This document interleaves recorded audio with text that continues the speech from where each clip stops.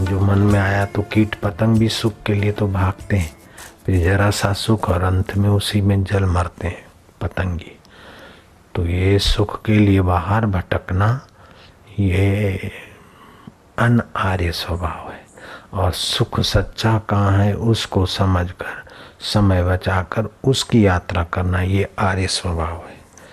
तो आर्य स्वभाव के अनुसार कर्म करें, आर्य स्वभाव के अनुसार विचार करें तो अपना मंगल होगा, दुखों का सदा के लिए अंत हो जाएगा, कर्म बंधन की जाल कट जाएगी।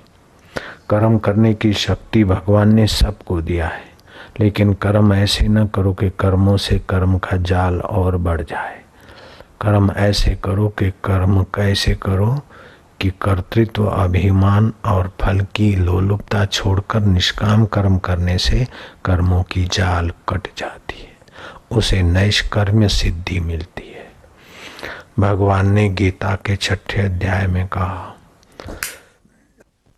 अनाश्रिता कर्म फलम, कर्म के फल का आश्रय छोड़े बिना जो सत्कर्म करता है। कार्यम कर्म करोति, यह करने योग्य जो कर्म करता है। सन्यासी च योगी च, वह सन्यासी वही योगी है। न निराग निरचा क्रिया, अग्नि का त्याग कर दिया, क्रिया का त्याग कर दिया, हम सन्यासी हो गए, नहीं। कर्म के फल की इच्छा छोड़कर भगवत शांति और भगवत प्रीति के लिए जो कर्म करता है वो सन्यासी और योगी के फल को पाता है। तो शुरू में कर्म होता है, बाद में कर्म करते करते कर्मों से भी समय बचाकर ध्यान होता है। आरुरुक्ष मुनेर्योगम कर्म कारणम उच्यते, योगारूढ़स्य तस्यैव क्षमा कारणम उच्यते। जो योग में आरूढ़ होना चाहता है उसको सत्कर्म करना चाहिए, और सत्कर्म परिपाक हो जाए तो फिर उससे समय निकाल के भगवत ध्यान में आना चाहिए, भगवत आनंद में विश्रांति पानी चाहिए। जो ऐसे ही बैठ जाएगा ध्यान लगाने तो ध्यान नहीं लगेगा। ध्यान में सत्कर्म की पूंजी चाहिए, प्राणायाम चाहिए, जप चाहिए और भगवत चिंतन की रीत चाहिए, नहीं तो ध्यान क्या लगेगा। मैं तो 3 कलाक ध्यान में था, नहीं, आलस्य में था, मनोराज में था। अति नींद नहीं करना चाहिए, अति नहीं जागना चाहिए, अति भोजन नहीं, अति परिश्रम नहीं, अति ही आराम नहीं, युक्ताहार विहारस्य, ऐसे व्यक्ति का ध्यान लगता है। वो जिसमें प्रीति होती है उसका ध्यान अपने आप लगता है।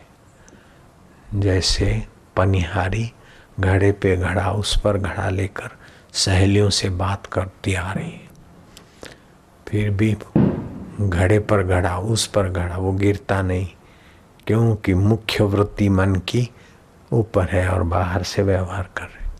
ऐसे ही अभ्यास करके मुख्य वृत्ति ईश्वर में लग जाए, बाहर से व्यवहार करते तो उनका तो व्यवहार काल में भी भगवत चिंतन, भगवत ध्यान बना रहता है।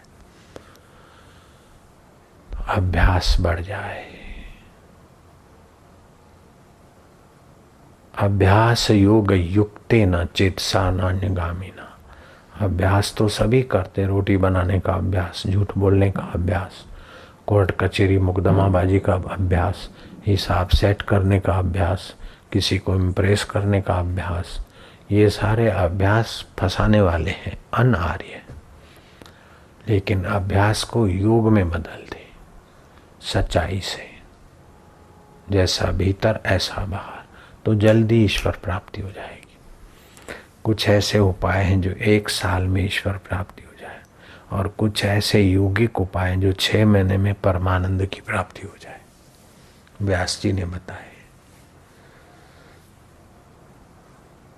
सुबह दोपहर शाम प्राणायाम सहित ध्यान करे तो 6 महीने में ईश्वर साक्षात्कार हो जाए। लेकिन जो कूड़ कपट करते हैं, धर्म का पैसा हड़प करते हैं, उनकी 7 पीढ़ियां तबाह हो जाती। और जो धर्म के पैसे का सदुपयोग करते हैं, धर्म में ही लगाते हैं, तो उनकी 7 पीढ़ियां सुख समृद्धि से होती। तो कर्म का सिद्धांत है, गहनो कर्मणा गति। लेकिन कर्म सिद्धांत से भी ऊंचा सिद्धांत है भगवत सिद्धांत। पहले कैसे भी कर्म हो गए, अब वो कर्म खोटे छोड़कर भगवान की प्रीति के लिए अब सत्कर्म में लग जाए तो ये भगवतीय कर्म हो जाएगा, उससे भगवान प्रसन्न हो जाएंगे। पहले के को कर्म न करे और अभी भगवत प्रीति के लिए कर्म करे, उसे भगवतीय कर्म बोलते। जैसे आज आमिल ने भगवान का सुमरण किया, ये भागवतीय कर्म है। राजा नृग ने स्वर्ग के लिए गौएं दान की, गलती हो गई तो क्रिकेट बन गए। तो जो स्वार्थपूर्ण अच्छा काम करता है उसमें गलती होती तो दंड मिलता है, लेकिन भगवान की प्रीति के लिए अच्छा काम करता है उससे फिर भगवान क्षमा कर देते। और भगवान बाहर नहीं, कहीं उधर बैठ के देखते हैं, अंतरात्मा है, साक्षी है, सब जानते। उनसे छुपाकर कोई कर्म नहीं हो सकता। कितना भी किसी को गपशप लगाकर इम्प्रेस करके थोड़ी देर के लिए आप अपने को फायदे में देखेंगे, लेकिन अंदर से घाटा पड़ता है। कबीरा आप ठगाइए और न ठगिए कोई, आप ठगे सुख उपजे और ठगे दुख होई। બીજાને હેરાન કર્યા શોષ્યા તો પછી આપણને દુઃખ થાય, પણ બીજાના દુઃખ દૂર કરવા માટે આપણે કર્મ કરીએ તો આપણને આત્મસંતોષ, આત્મસુખ, ઈશ્વર પ્રાપ્તિની ભૂખ જાગે। अगर पुण्य जोरदार है तो आपको ईश्वर प्राप्ति की भूख जगेगी, अगर पाप जोरदार है तो संसार का मजा लेने की वासना जगेगी, और अति पाप है तो फिर अति आलस्य मरो पड़े रहे, समय बर्बाद करेगा। पापवंत कर सहज स्वभाव, राम कथा त्यो भाव न काऊ। पापी का ये सहज स्वभाव है कि भगवत कथा में, भगवत कर्म में, सेवा कर्म में रुचि नहीं होगी। तुलसी पूर्व के पाप से हरि चर्चा न सुहाए। हा हा ही में समय बर्बाद कर देगा। वैसे तो पापी लोग सत्संग को भी सुना अनसुना करके मजाक बना लेंगे, मनोरंजन बना लेंगे। जिनको भगवान के लिए प्यार नहीं है, प्रीति नहीं है, ऐसे पापी लोग सत्संग भी मिल जाएगा तो तालियां वालियां पाड़ के मनोरंजन मना लेंगे,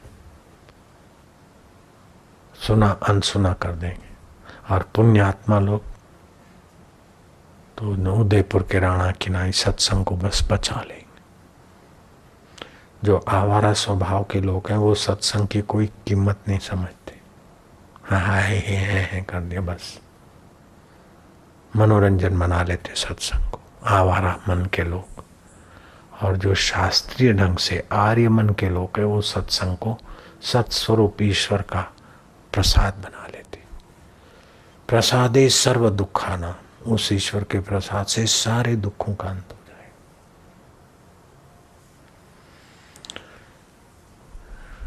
हाँ ही में तो थोड़ी देर मजा आई, फिर वैसे का वैसा गंभीर ध्यान करे, गंभीर ज्ञान करे। फिर कभी हास्य तो अपन भी करते हैं, प्रसन्न तो रहना चाहिए, लेकिन सब कर्म ऐसे लापरवाह जैसे नहीं करने चाहिए। गंभीरता के समय गंभीरता पूर्वक ज्ञान ध्यान का आश्रय लेना चाहिए। सोचो क्या ले जाएंगे, एक दिन आयुष्य कम हो गई, कितना ईश्वर की तरफ बढ़े, आसक्ति कितनी कम हुई, कर्म में कितनी तत्परता आई, और कर्म करने के समय सुख और दुख में समता कितनी आई। संसार के स्वप्न जैसी दृष्टि कब बनेगी। उदालक सोचते हैं कि राज तिलक से तो मैं बचा, अब एकांत में आया हूँ युवराज, लेकिन मेरा मन ऐसे कब भगवान में स्थिर होगा। राजा भरतरी राजपाट छोड़कर एकांत गुफा में सोचते हैं कि मेरे ऐसे दिन कब आएंगे कि परमात्मा स्वरूप में स्थित हो जाऊंगा, समाधिस्थ हो जाऊंगा, परमात्मा के ध्यान में इतना शांत समाहित हो जाऊं कि मुझे पता न चले कि एक दिन बीता, कि एक हफ्ता बीता, एक महीना बीता। ऐसे मेरे दिन कब आएंगे। जंगल के हिरण मुझे पत्थर की शिला समझकर अपने सींगों की खुजली खुजलाएं। उन्हें पता न चले कि मैं जीवित मनुष्य हूँ और मुझे पता न चले कि कोई खुजला रहा है। हे भगवान, ऐसे दिन मेरे कब आएंगे?